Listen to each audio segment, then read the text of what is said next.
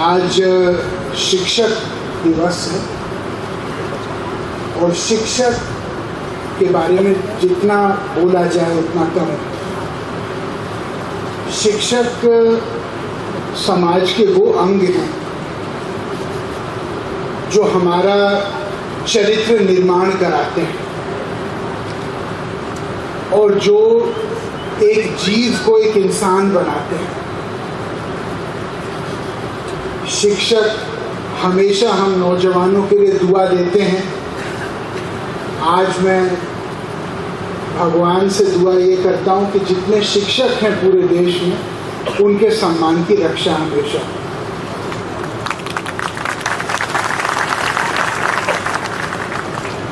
इससे पहले कि मैं अपनी बात रखूं, मैं बहुत दिनों के बाद अलीगढ़ आया हूं और अलीगढ़ ज़िला एक ऐतिहासिक ज़िला रहा है। स्वतंत्रता की लड़ाई में, उसके पहले, उसके बाद ये बहादुर लोगों का इलाका है। चाहे अलीगढ़ हो, चाहे आगरा हो, चाहे मथुरा हो, चाहे हाथरस। राजनीति की बात यहाँ मैं करने नहीं आया हूँ, लेकिन ये सच्चाई है कि कहीं न कहीं सामाजिक चिंतन और सामाजिक दृष्टिकोण राजनीति से प्रभावित होता है। इसलिए मैं एक बात राजनीति की ज़रूर करना चाहूँगा। मैं यहाँ इसलिए आया हूँ क्योंकि जब मैं आप नौजवानों को देखता हूँ तो मैं एक बहुत बड़ी उम्मीद पाता हूँ और मैं एक बहुत बड़ी आशा पाता हूँ।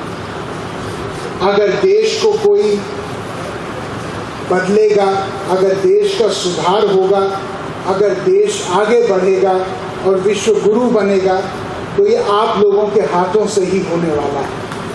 और मैं बहुत खुश हूँ कि आप लोगों ने समय निकालकर इतने प्रतीक्षा से मेरा संकल्प किया मुझे सुनने का।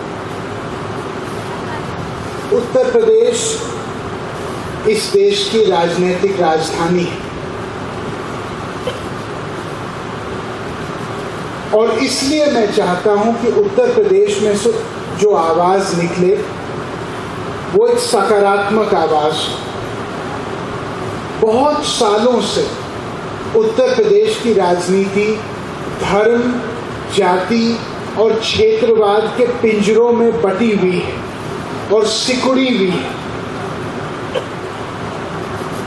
मैं यहाँ इस उम्मीद में आया हूँ कि आज जो हजारों नौजवान मेरे सामने बैठे हैं वो एक नई राजनीति और नए सामाजिक समीकरण को जन्म देंगे। मैं चाहता हूँ कि राजनीति मुद्दों की, मैं चाहता हूँ राजनीति बात करे नौजवानों की स्थिति की, रोजगार की स्थिति की, आर्थिक असमानता की स्थिति की, महिला सशक्तिकरण की स्थिति की, किसान के बेहाल होने की स्थिति की। और मैं चाहता हूं कि राजनीति धर्म और जाति से एक मील दूर रहे। हम लोगों के सपने क्या हैं ये ज़्यादा महत्वपूर्ण है। हम लोग किस धर्म से संबंध रखते हैं ये इतना महत्वपूर्ण हमारे राजनीतिक सफर में नहीं। मैं एक चीज़ देखता हूँ कि लोग आज जब राजनीति की बात करते हैं तो वो केवल चुनाव के इर्द गिर्द होती है। चुनाव जीतना, चुनाव हारना, लेकिन ये राजनीति नहीं है। राजनीति का एक बहुत बड़ा संदेश और वो ये है कि आने वाली पीढ़ियों की सोच कैसे बनेगी इस देश में।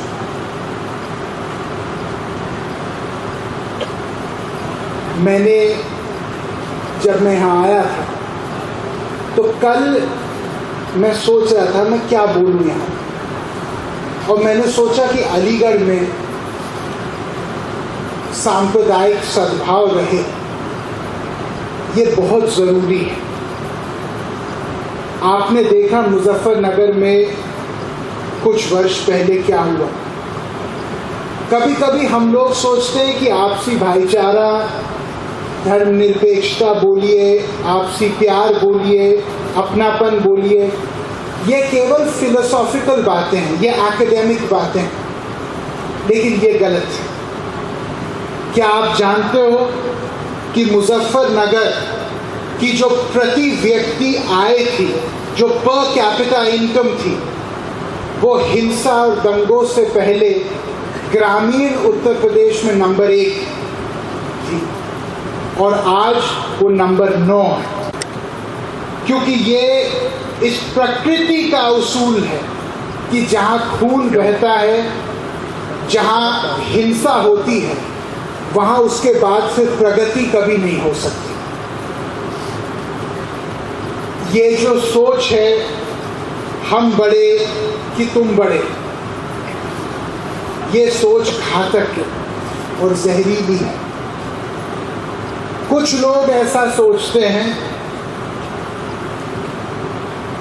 कि इसमें कुछ की जीत है, कुछ की हार है। कुछ लोग सोचते हैं कि भाई जब टकराव हो तो उसमें एक पक्ष की पराजय होती है और एक पक्ष की विजय होती है, जबकि सच्चाई की बात यह है कि हमेशा दोनों पक्ष की पराजय होती है। और मैं आपको उसका छोटा सा उदाहरण देता हूँ। हम लोग मान लीजिए आज अलीगढ़ ज़िले में हैं, अगर कल यहाँ पे सांप्रदायिकता फैले, उन्माद फैले, वायलेंस फैले, तो क्या होगा? जो आदमी एक फैक्ट्री चला रहा है जिसमें 600 कारीगर हैं, 300 हिंदू, 300 मुसलमान, जैसे ही दंगे होंगे या हिंसा होगी या टकराव होगा तो होगा क्या? वो कारीगर आना वहाँ बंद हो जाएंगे, क्योंकि वो सोचेंगे भैया यहाँ आना घातक हो गया है, हम लोगों को इस माहौल में काम नहीं करना।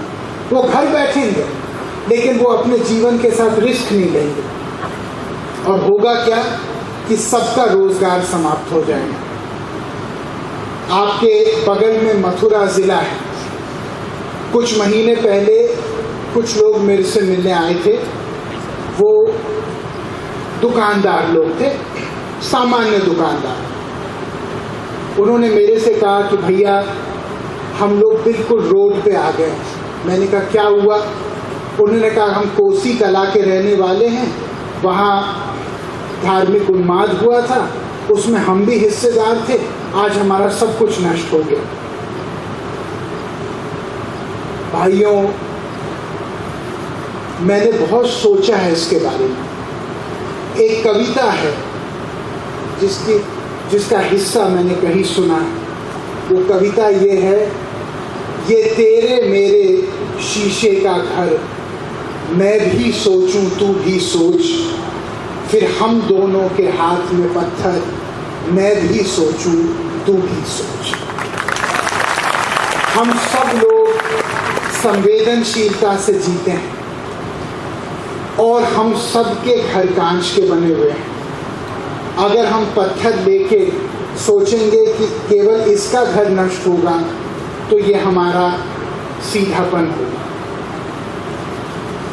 मैं इतना कहना चाहता था, अब मैं अपना लेक्चर शुरू करूँ। जब बाबा साहब अम्बेडकर संविधान सभा से नीचे आ रहे थे तो एक न्यूयॉर्क टाइम्स का पत्रकार उनसे मिला था और उन्होंने उनसे पूछा कि बाबा साहब, ये कैसा ढांचा आप बना के हमको दे रहे हो, कैसा देश बना के आप हमको दे रहे हो? और बाबा साहब अम्बेडकर ने कहा, एक संवेदनशील लोकतंत्र, यदि आप उसको रख पाए ऐसा। जब कल मैं रिसर्च कर रहा था इस स्पीच के लिए, तो मैं फर्रुखाबाद के बारे में एक न्यूज़ रिपोर्ट मैंने पढ़ा जो लगभग 10-12 साल पुरानी थी। एक संजीव वर्मा नाम का व्यक्ति जो एक किसान था, उसके ऊपर 40,000 रुपए का कर्ज था मात्र, और उसने जाके झांसी में अपना गुर्दा बेच दिया उस कर्ज को पूरा करने के लिए। अगले साल फिर से फसल नष्ट हुई, फिर से उसके ऊपर कर्ज और ज्यादा आया। क्या हुआ कि फिर वो गया उस डॉक्टर के पास। डॉक्टर ने कहा कि भैया अब मैं क्या निकालूं, आपका गुर्दा तो आपका निकल गया।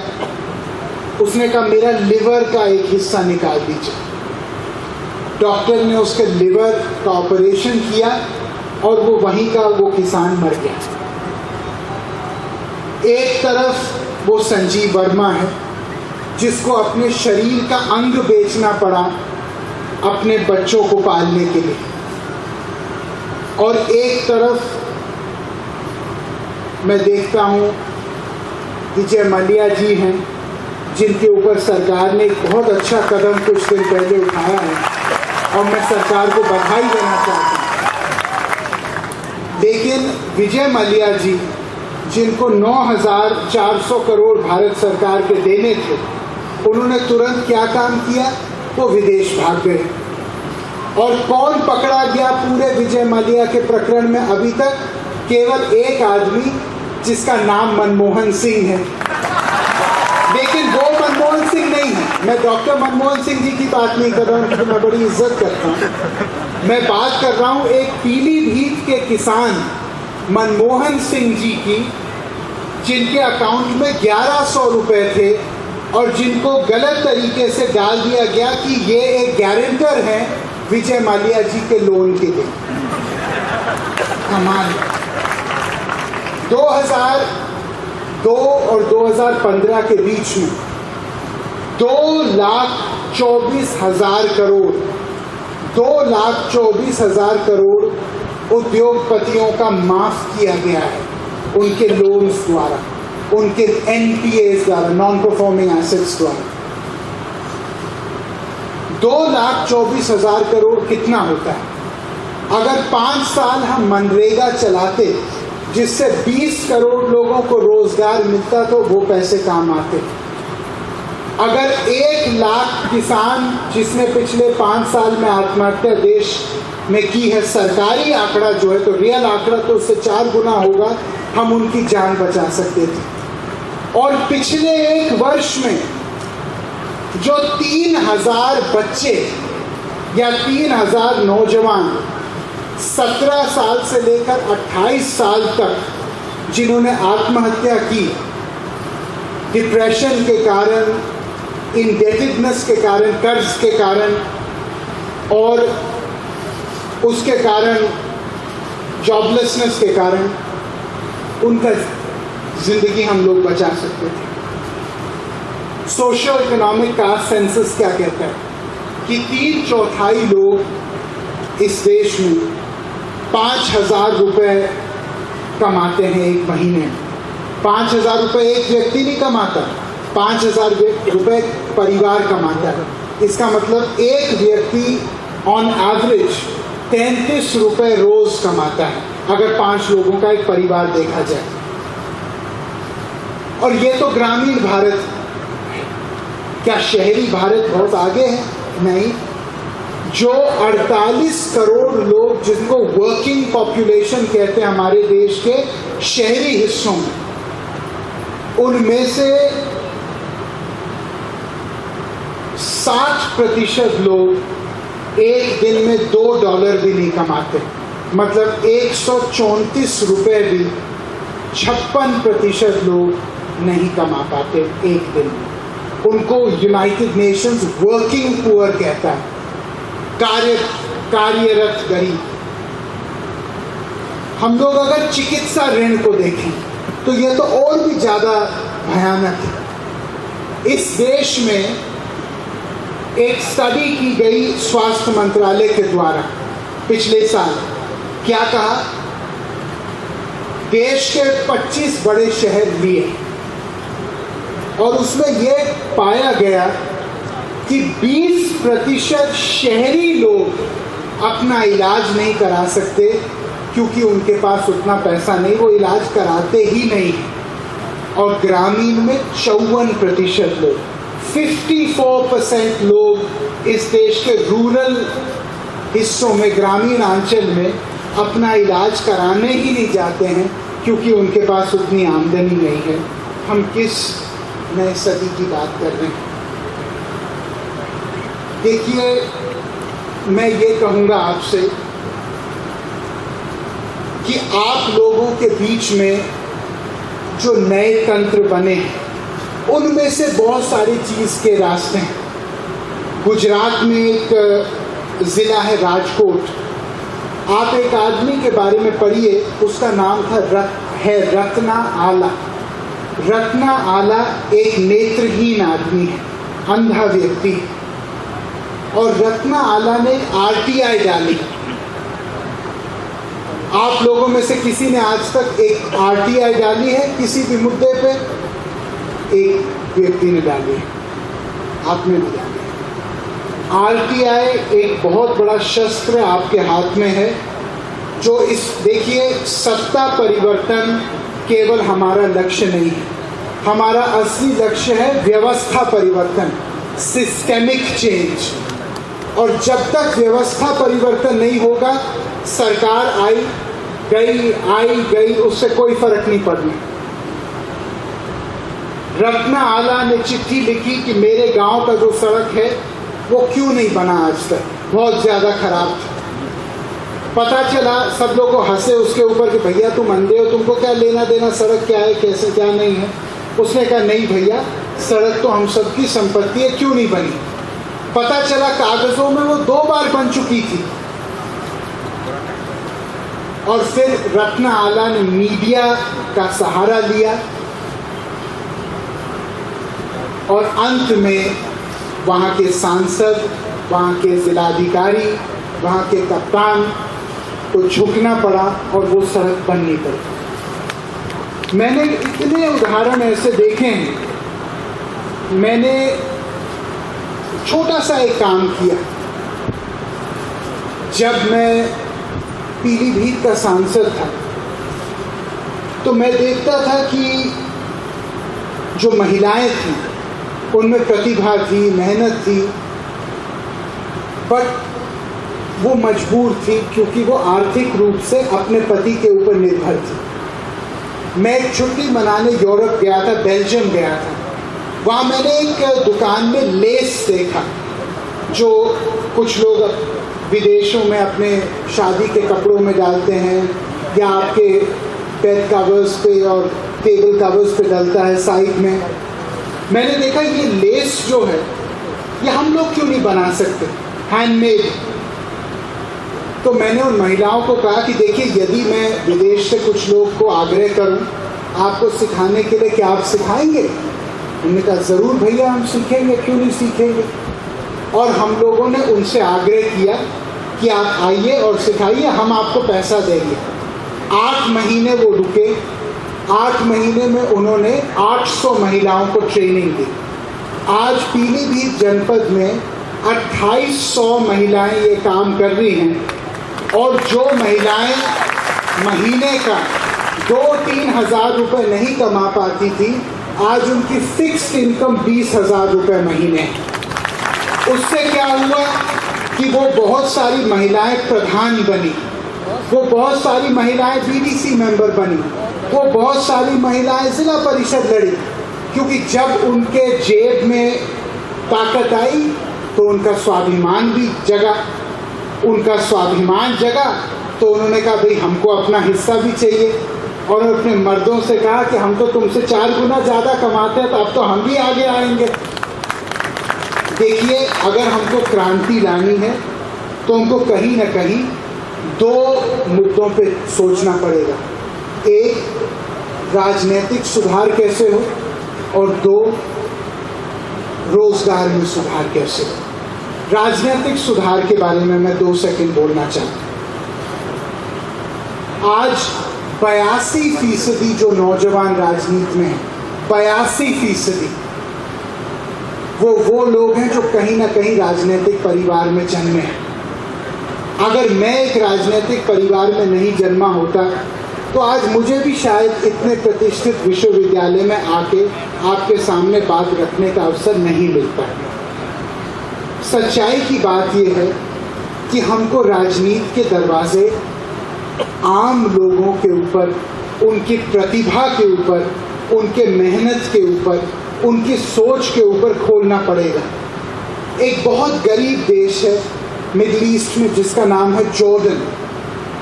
जॉर्डन ने कमाल का काम किया है। उसने एक नया मंत्रालय बनाया जिसका नाम है ministry for political development. Jordan क्या कहता है कि हम हर तहसील में अपने सरकारी अफसर भेजेंगे, वो हजारों लाखों नौजवानों के इंटरव्यू करेंगे। वो इंटरव्यू में लोग बताएंगे कि हमारी सोच क्या है, हम क्या करना चाहते हैं, हमारे अचीवमेंट्स क्या हैं, हमने क्या समाज में काम किया, हमने अपने मोहल्ले में साफ सफाई के लिए क्या किया, अन्य। और वो उन लोगों को रेकमेंड करते हैं राजनीतिक दलों को कि प्लीज आप इस व्यक्ति को एक मौका दीजिए। मैं पूछना चाहता हूं, आज जब भी रिजर्वेशन की बात आती है तो क्या रिजर्वेशन की बात आती है? धर्म पे, जाति पे, यही रिजर्वेशन की बात आती है। लेकिन मैं कहता हूं, अगर रियली एक क्रांति लानी है, अगर असल में नया खून इस देश में लाना है, तो सांसद और विधायक तक तो नहीं, लेकिन ग्राम प्रधान, काउंसलर के लेवल पे क्या हम 35 साल से नीचे के नौजवानों के लिए जो गैर राजनीतिक परिवार से आते हैं, क्या हम 10% सीट रिजर्व नहीं कर सकते उनके लिए? आज जो नौजवान एक प्रधान, एक बीडीसी मेंबर, एक जिला परिषद, एक काउंसलर बनना चाहता है, वो नहीं कर सकता। उसके लिए रास्ते बहुत ज़्यादा कठोर हैं। लेकिन अगर हम लोग दरवाज़ा खोलें एक नीचे के लेवल पे, जैसे जॉर्डन ने ये काम 10 साल पहले शुरू किया, आज 10 साल बाद क्या हुआ? उनके संसद में 28 सांसद ऐसे हैं जो शुद्ध रूप से नीचे से ऊपर आके उस संसद में अपनी जगह पाए। जब तक हम लोग ऐसे लोगों को मौका नहीं देंगे जो पारिवारिक रूप से बहुत मजबूत ना हो लेकिन इरादों से मजबूत हैं, विचारों से मजबूत हैं, परिश्रम से मजबूत हैं, तब तक असली क्रांति हमारे देश में नहीं आ सकती। सिंगापुर ने एक बहुत अच्छा काम किया। जब सिंगापुर बना था तो सिंगापुर के जो कर्ता धर्ता थे ली कुआन यू, उन्होंने देखा कि कोई भी माइनॉरिटी का व्यक्ति सांसद नहीं बना। तो उन्होंने क्या किया? उन्होंने ये कहा कि एक ग्रुप रिप्रेजेंटेटिव कॉन्स्टिट्यूएंसीज हम बनाएंगे, जिसका मतलब है कि 80 में से 13 क्षेत्र में 6 लोग एक लिस्ट में चुनाव लड़ेंगे। होंगे ये 6 के 6 सांसद, बट उनका जो फेस होगा, जो संसद में जगह मिलेगी, वो एक माइनॉरिटी के व्यक्ति को मिलेगी। और ऐसे सिंगापुर में हिंदुस्तानी 80 में से आज 8 MP हैं। मैं कहता हूँ धर्म पे और जाति की बात तो मैं नहीं करता, पर मेरा एक दूसरा आइडिया है। हम पश्चिम उत्तर प्रदेश में, ये खेती बाड़ी का गढ़ है, बनारस, चंदौली, मिर्ज़ापुर का इलाका है, वो बुनकरों का गढ़ है।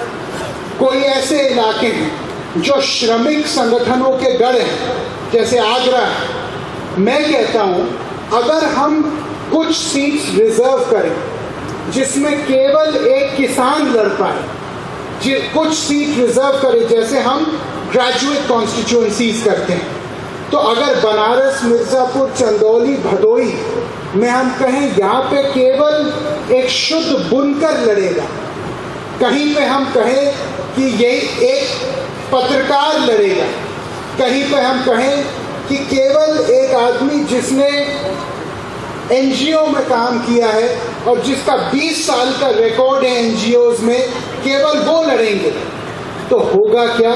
हमारे संसद की गरिमा बढ़ेगी, हमारी संसद की गंभीरता बढ़ेगी और हमारा संसद जो है सब लोगों का प्रतिनिधित्व करेगा। आज हम क्या कर रहे हैं कि राष्ट्रपति 6 साल में 6 लोगों को मनोनीत करते हैं। वो कौन लोग होते हैं? वो प्रतिष्ठित और योग्य लोग होते हैं, उनसे मेरी कोई तकलीफ नहीं। लेकिन मैं कहता हूँ कि लोअर हाउस में, लोकसभा में, क्या हम किसानों के लिए, व्यापारियों के लिए, एजुकेशनिस्ट लोग के लिए, स्वप्निल जैन जैसे लोगों के लिए नहीं, मैं सही कह रहा हूँ, मैं उसका रीजन बताता हूँ। देखिए, कोई नेता का बेटा है, नेता बन गया, एमपी का बेटा है, विधायक बन गया। इससे होता क्या है, जो नॉलेज वो पार्लियामेंट लेके आते हैं, जो ज्ञान और जो विद्या वो लेके आते हैं, जो तजुर्बा वो लेके आते हैं, जो एक्सपीरियंस वो लेके आते हैं, अनुभव, वो बहुत सीमित होता है। अगर हम एक ऐसे, अगर गोपाल दास नीरज जी को हम लोग पार्लियामेंट भेजें तो वो ऐसा अनुभव लेके आएंगे अपने साथ जो वरुण गांधी के पास नहीं है, और वरुण गांधी को उस अनुभव पाने के लिए करनी पड़ेगी।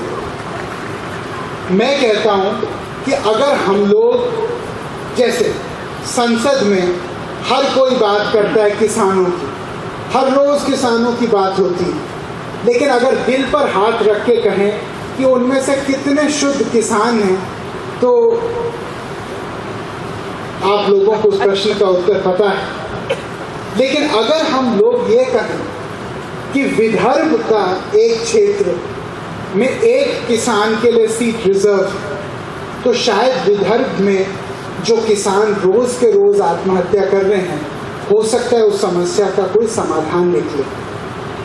क्या आप जानते हैं कि उत्तर प्रदेश में 3000 किसानों ने आत्महत्या की है पिछले 3 वर्षों? कोई सरकारी आंकड़ा आपको नहीं बताएगा, लेकिन मैं उनमें से बहुत सारे लोगों के घरों पे गया और चुपचाप गया, और जितनी मेरी शक्ति है मैंने उनकी मदद की। और मैंने क्या पाया है कि आज जो किसान का बेटा है वो खेती बाड़ी से दूर भाग रहा है, तो इसका नुकसान किसान को नहीं उठाना पड़ेगा, ये नुकसान देश के भविष्य को उठाना पड़ेगा। क्योंकि आज हम लोग अगर चीन, पाकिस्तान, बांग्लादेश को आंख में आंख मिला के देख सकते हैं, वो कारण ये है कि हमारे देश में खाद्य सुरक्षा है, हमारे देश में खाने की कमी नहीं है। लेकिन जिस दिन वो खत्म हो गई तो सचमुच पे हम अपने घुटनों पे आ जाएंगे। अटल जी एक चीज कहते थे और बहुत सुंदर बात थी कि लगभग 80% जो नेता होते हैं अपना चुनाव एक झूठ से शुरू करते हैं। और वो क्या झूठ है कि मैं कितना खर्च करता हूं चुनाव पे, वो साइन करते हैं। सच्चाई की बात यह है मित्रों कि हमको राजनीतिक चुनाव का स्वरूप बदलना पड़ेगा हिंदुस्तान में। मैं आपको 2 उदाहरण देना चाहता हूं। नॉर्वे देश का नाम आपने सुना होगा, यूरोप। नॉर्वे क्या करता है? नॉर्वे कहता है कि पूरा चुनाव देश में 14 दिन में खत्म होगा। दूसरा, कोई राजनीतिक रैली 500 लोगों से बड़ी नहीं हो सकती। तीसरा, कोई टीवी पे ऐड नहीं हो सकता। चौथा, कोई अखबार में ऐड नहीं हो सकता। पांचवा, कोई रेडियो पे ऐड नहीं हो सकता। होता क्या है कि खर्च पे कोई पाबंदी है नहीं, लेकिन खर्च करने के लिए कोई जगह है नहीं। तो वहाँ पे लोग क्या करते हैं, वो डोर टू डोर कैंपेनिंग करते हैं, और वहाँ का चुनाव दुनिया का सबसे ईमानदार माना जाता है। मैं कह रहा हूँ आज अर्जेंटीना क्या करता है? अर्जेंटीना ये कहता है कि ना केवल राष्ट्रपति और प्रधानमंत्री के चुनाव के लिए डिबेट होने चाहिए टीवी पे, हर संसदीय चुनाव के लिए 1 घंटे का डिबेट होना चाहिए। उससे क्या होगा? मान लीजिए अलीगढ़ का संसदीय चुनाव, 4-5 लोग मुख्य दावेदार, अगर उनके टीवी पे आप सोच सुने, उनकी कृषि पे क्या सोच है, उनके श्रमिकों पे क्या सोच है, उनके अल्पसंख्यकों पे क्या सोच है, उनके महिलाओं के बारे में क्या सोच है, उनके शहरीकरण के बारे में क्या सोच है, तो क्या होगा? आप लोग को पता होगा कि हम वोट किस इंसान को दे रहे हैं, आगे जाके क्या काम करेगा। क्योंकि हिंदुस्तान में हम लोग का सिस्टम ऐसा है कि आधे से ज़्यादा जो उम्मीदवार हैं चुनाव में, उनके बारे में हमको पता नहीं है कि अलग अलग क्षेत्रों में उनकी क्या सोच है। उम्मीदवारों की बात मैं कर रहा हूँ। होता क्या है, हम जात पे वोट देते हैं, हम धर्म पे देते हैं, हम क्षेत्रवाद पे देते हैं। अगर हमको पता होता कि एक ऐसा व्यक्ति है अलीगढ़ में जो लड़ रहा है जिसकी बहुत बढ़िया सोच है, तो हम सारे जंजीरों को तोड़ के उसको वोट देते। क्या मैं सही कह रहा हूं कि मैं गलत कह रहा हूं? इसलिए ये हम लोगों को करना पड़ेगा। 2-3 काम मैं बोलना चाहता हूं जो नौजवानों ने किए हैं। एक बहुत छोटा देश है रूस के पास, उसका नाम है लातविया। लातविया के नौजवानों ने एक वेबसाइट बनाई, उसका नाम है माना बाल्स, मतलब मेरी आवाज़। और उन्होंने कहा कि हम अगर 20-25 हज़ार लोगों के द्वारा ई-पेटिशन साइन करें किसी मुद्दे पे, तो क्या उस पर बहस हो सकती है संसद में? वहां के राष्ट्रपति ने कहा कि 20,000 नहीं, अगर आप 1 लाख लोगों के सिग्नेचर करा दें तो मैं सदन में बहस नहीं कराऊंगा, मैं उसको कानून बना दूंगा। आज नौजवानों ने अपने किए से 14 कानून उस देश में बनाए। मोरक्को एक देश जिसका एक राजा किंग मोहम्मद VI, और वहाँ भी थोड़ी तानाशाही थी, तो नौजवान सड़कों पे आ गए। जब सड़कों पे आ गए तो राजा थोड़ा सहमे हुए थे। उन्होंने कहा भी मैं कोई यहाँ कोई चाहता नहीं जैसा लीबिया में हुआ और बाकी देशों में हुआ। तो उन्हें नौजवानों के प्रतिनिधि मंडल को बुलाया कि आप क्या चाहते हो? उन्होंने कहा साहब यहाँ का जो संविधान है वो थोड़ा सा बेहतर होना चाहिए, उसमें आम इंसान की हिस्सेदारी होनी चाहिए। उन्होंने कहा ठीक है। उन्होंने एक वेबसाइट बनाई जिसका नाम है reform.ma, और 2.5 लाख नौजवानों ने उस पर अपने सुझाव दिए, ऐसा होना चाहिए देश में, ऐसा होना चाहिए, और 80% सुझाव माने गए। उसके बाद वहाँ पे एक संग्रह हुआ, एक जनमत संग्रह हुआ, और सारे लोगों ने उसको पास किया। आज नौजवान वहाँ खुश हैं, उनको लगता है हमारे कलम से हमने अपने देश के संविधान को लिखा है। मैं ऐसे आपको बहुत से उदाहरण देना चाहता हूँ, लेकिन मैं अंत पे शिक्षा पे आना चाहता हूँ। देखिए, हमारे देश में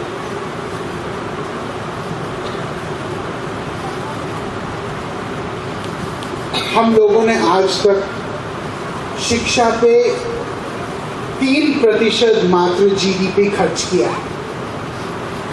जब आप कोई देश में देखिए जिससे हम अपनी तुलना करते हैं, ब्राज़ील देखिए, चाइना देखिए, साउथ अफ्रीका देखिए, मैं तो अमेरिका की बात नहीं कर रहा, 10% से कम कोई शिक्षा पे खर्च नहीं करता। मैं 3 सुझाव देना चाहता हूँ। मैंने एक रिपोर्ट पढ़ी, स्वप्निल जी आप और मैं इसके बारे में बात कर रहे थे जब हम मिले थे। वो रिपोर्ट का नाम है PISA, programme for international student assessment. PISA report 74 देशों के लोगों को बुलाया था, बच्चों को। हमने अपने देश के 2 बड़े प्रदेशों के बच्चों को भेजा था, हिमाचल और केरला, जहाँ सबसे अच्छी पढ़ाई होती है, और हम 74 देश में 74वें नंबर पे आए। और उसके बाद हमने पार्टिसिपेट करना बंद कर दिया PISA रिपोर्ट में। क्यों? वर्ल्ड बैंक रिपोर्ट कहती है कि 5th क्लास के जो बच्चे हैं हमारे देश में, उनसे आधे क्लास 1 की कक्षा भी नहीं पढ़ सकते। मेरे 2-3 बहुत सरल सुझाव, समस्या तो सब जानते हैं। हमने राइट टू एजुकेशन में 1 लाख करोड़ रुपए खर्च किया है, लेकिन हम लोगों को क्या मिला? भवन निर्माण, भवन भवन भवन। भवन का मतलब शिक्षा नहीं होती। अगर हम लोग ये कहें कि राइट टू एजुकेशन में कितने प्रतिशत लोगों ने क्लास 12 तक अपनी यात्रा पूरी की? 32% मात्र। क्यों? क्योंकि हम हर गांव में, राइट टू एजुकेशन क्या कहता है? हर गांव में हम लोगों को एक स्कूल बनाना है, प्राथमिक। अच्छी बात है। जब सेकेंडरी एजुकेशन की बारी आएगी, क्या वो बच्चा 10 किलोमीटर पैदल चल के जाएगा वहां पे? नहीं, तो बच्चे वहीं के वहीं रह जाते हैं। महिलाएं तो बिल्कुल नहीं जा पाए, बहनें। मैं कहता हूं हम हर स्कूल में प्राथमिक ना बना के उसमें से आधा पैसा लगा के एक बहुत विशाल स्कूल हर न्याय पंचायत में बना, जो हर 9 और 10 गांव का है। और इन बाकी जो 8-9 गांव हैं उनको ट्रांसपोर्टेशन मुफ्त में दे।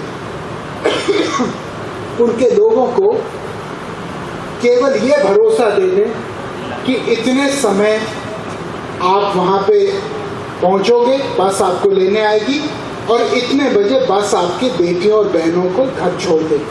99% लोग अपना एजुकेशन पूरा करेंगे। ऐसा क्यों नहीं हुआ? हमारे 24 बोर्ड्स हैं, 28 बोर्ड्स हैं इस देश में। स्टेट बोर्ड्स, मदरसा बोर्ड, फलाना बोर्ड, ढमकाना बोर्ड। और वो सारे बोर्ड्स में बहुत समानता नहीं है। कुछ बोर्ड्स अपने बच्चों को बहुत अच्छा पढ़ा रही, कुछ बोर्ड्स के पास पैसा नहीं। जैसे जम्मू और कश्मीर बोर्ड, जम्मू और कश्मीर बोर्ड के पास जितना पैसा है वो हरियाणा बोर्ड से 1/3 है। सवाल ये नहीं है कि देश के कौन से हिस्से आगे बढ़ रहे हैं, जैसे दक्षिण बहुत जल्दी आगे बढ़ रहा है। सवाल ये है कि वो इसलिए आगे बढ़ रहे हैं क्योंकि शिक्षा पे बहुत ध्यान है वहां पर। मैं कहता हूं देश में एक ही बोर्ड होना चाहिए, सारे बोर्ड्स को मिला के एक ही बोर्ड। क्योंकि अब क्या होता है, मैं आपको एक एग्जांपल देता हूं। पिछले साल जो पंजाब बोर्ड का टॉपर था, उसको 91% मिला। और दिल्ली यूनिवर्सिटी में अगर वो पढ़ना चाहता तो उसको उसके चार्ज का कोई कोर्स नहीं मिलता, क्योंकि दिल्ली में 91% पे तो आदमी पास कोर्स में ही जा सकता है। तो क्या फ़ायदा हुआ पूरे प्रदेश को टॉप करने का उसका? और वो क्यों टॉप हुआ? क्योंकि वहाँ का मार्किंग सिस्टम बहुत स्ट्रिक्ट है, तो किसी को उससे ज़्यादा देते ही नहीं। तो मैं कहता हूँ कि एक तो एक बोर्ड हो, उससे बहुत सारी चीज़ें ठीक हो जाएंगी। जो अगला सुझाव मेरा है, इस देश में हम लोग देखते हैं कि वॉलंटियरिज्म का महत्व नहीं, मतलब जो आदमी अपने स्वेच्छा से करता है। हमारे पास 6 लाख टीचर्स की कमी है हमारे देश में, लेकिन हमारे पास 24 लाख ग्रेजुएट स्टूडेंट्स हैं। अगर केवल हम अपने ग्रेजुएट स्टूडेंट्स को ये कहें कि आपसे ज़्यादातर ग्रेजुएट स्टूडेंट क्या करेंगे, एकेडमिक फील्ड में बाद में आएंगे, क्या मैं सही कह रहा हूँ? उन लोगों को अगर कहा जाए कि आप 200 घंटे साल में, जो कोई ज़्यादा नहीं, अपने लोकल स्कूल में जाके बच्चों को पढ़ाएं, तो ये 6 लाख टीचर्स जो हैं, इनकी कमी 2 साल में पूरी हो सकती है। आखिर हमारे पास इस देश में 712 विश्वविद्यालय हैं, 36,670 यूनिवर्सिटीज, कॉलेजेस। अगर इसमें केवल मैं तो कह रहा हूँ अंडर ग्रेजुएट्स पे आप जाओ ही नहीं, केवल ग्रेजुएट स्टूडेंट्स को आप बोलो, जो ज़्यादातर वैसे भी टीचिंग में, एकेडमिक्स में जाने वाले हैं, कि आप वॉलंटियर करिए, तो ये समस्या हल होगी। मैं 2 लोगों का जिक्र आपके सामने करना चाहता हूँ जिनके बारे में मैं पढ़ा, दोनों उत्तर प्रदेश के। मैं लखनऊ में था कुछ दिन पहले, मैं लखनऊ में जा रहा था, मैंने एक आदमी के बारे में पढ़ा अखबार में, यंग आदमी के बारे में, उसका नाम है दुर्गेश नंदन। दुर्गेश नंदन ने देखा जब वो कॉलेज में था कि जितना रिक्शा चालक है लखनऊ का, वो 30-30 साल काम करने के बाद भी अपने रिक्शा का मालिक नहीं बनता। ऑटो चालक, रिक्शा चालक। उसने कहा कैसा इसका करें, तो उसने एक कंपनी बनाई। उस कंपनी का नाम है ऑटोमोशन एड्स। और उसने कहा कि मैं वाहन बनूंगा आपके लिए, आप ये रिक्शों पे और इन वाहनों पे, ऑटो पे अपना ऐड डालिए कंपनी का। लोगों ने कहा ये तो बहुत अच्छी बात है भैया, हम डालेंगे, हमने तो सोचा ही नहीं था इसके बारे में। और आज 5 साल में 370 ऐसे गरीब लोग हैं जिन्होंने इतना पैसा कमाया कि वो अपनी ऑटो खुद खरीद पाए, जिनके पास कोई भी संपत्ति नहीं थी। इसमें से दुर्गेश नंदन की भी कमाई हुई, उन गरीब लोगों के पेट भी भरे। लड़की के बारे में मैंने अभी पढ़ा, नव्या अग्रवाल, सीतापुर की, जिसने एक बहुत छोटा सा काम किया। उसने एक वेबसाइट बनाई, IVEI, I value every idea, और उसने 50 महिलाओं को लिया जिनका हुनर था छोटी छोटी चीज़ों में। कोई कांच का काम करती थी, कोई लकड़ी का काम करती थी, उनको थोड़ा सा पेंटिंग सिखाया, थोड़ी सी कारीगरी बेहतर सिखाई और उनका चीज़ें बेचना शुरू कर दी। आज उसके वजह से 1800 से लेकर 2500 महिलाएं सीतापुर में, उनकी आमदनी 5 गुना बढ़ गई है। मैं उदाहरण ये क्यों दे रहा हूँ? मैं जानता हूँ कि हर आदमी महात्मा गांधी या मदर टेरेसा नहीं बन सकता। हर आदमी अपना जीवन पूरे तरह समर्पण भाव से नहीं जी सकता। लेकिन क्या हम ऐसा हिंदुस्तान बना सकते हैं जिसमें हम अपने लिए भी करें और उस विजय में गरीबों की भी विजय हो, जिसमें हम एक कोऑपरेटिव कैपिटलिज्म की बात करें कि हाँ, हम भी कमाएं और गरीबों का भी भला हो। मैं अंत में एक ही चीज़ कहना चाहता हूँ जो मेरे लिए एक बीज मंत्र है। मैं बहुत साल पहले अफ्रीका गया था, मैं कॉलेज में था शायद, या उससे भी पहले, और मैं नेल्सन मंडेला से मिला। मैंने कहा, president Mandela, can you tell me something that will make me a better human being?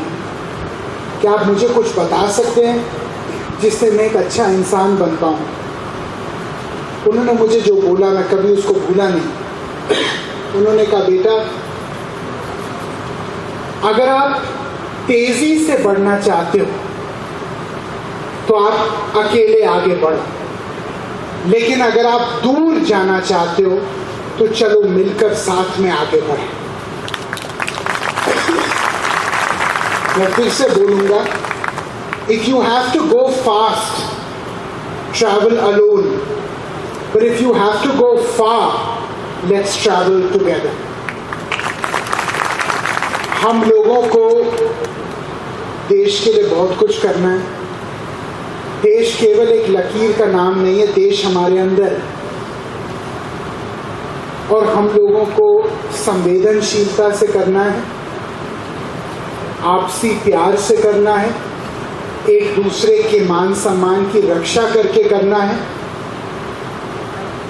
और सबसे बड़ी बात, जो हमसे कमज़ोर लोग हैं उनका ध्यान रखते हुए हम लोग को करना है। यहाँ आके मुझे सुनने के लिए इतने धैर्य के साथ बहुत बहुत धन्यवाद। जय हिंद, जय भारत।